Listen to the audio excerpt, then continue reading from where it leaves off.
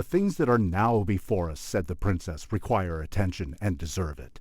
What have I to do with the heroes or the monuments of ancient times, with times which can never return, and heroes whose form of life was different from all that the present condition of mankind requires or allows? To know anything, returned the poet, we must know its effects. To see men, we must see their works, that we may learn what reason has dictated or passion has excited, and find what are the most powerful motives of action.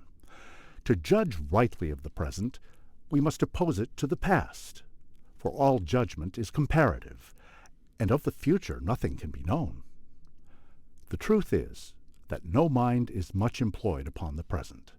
Recollection and anticipation fill up almost all our moments. Our passions are joy and grief, love and hatred, hope and fear. Of joy and grief, the past is the object, and the future of hope and fear.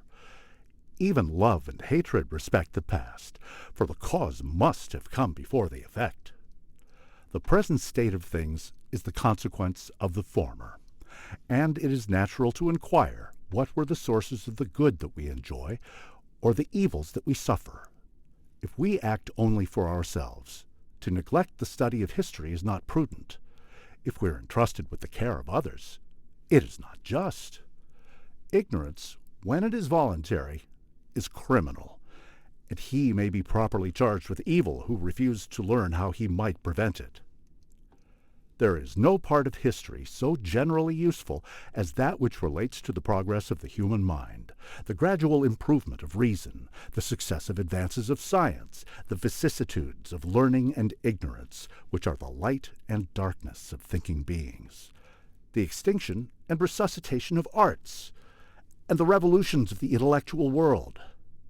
If accounts of battles and invasions are peculiarly the business of princes, the useful or elegant arts are not to be neglected.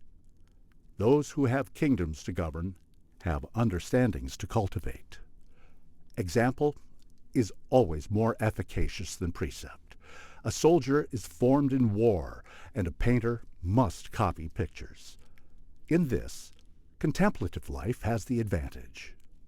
Great actions are seldom seen, but the labors of art are always at hand for those who desire to know what art has been able to perform. When the eye or the imagination is struck with uncommon work, the next transition of an active mind is to the means by which it was performed. Here begins the true use of such contemplation.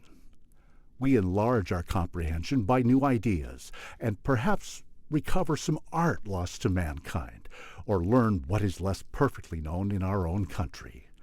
At least, we compare our own with former times, and either rejoice at our improvements, or, what is the first motion towards good, discover our defects. I am willing, said the prince, to see all that can deserve my search. And I, said the princess, shall rejoice to learn something of the manners of antiquity.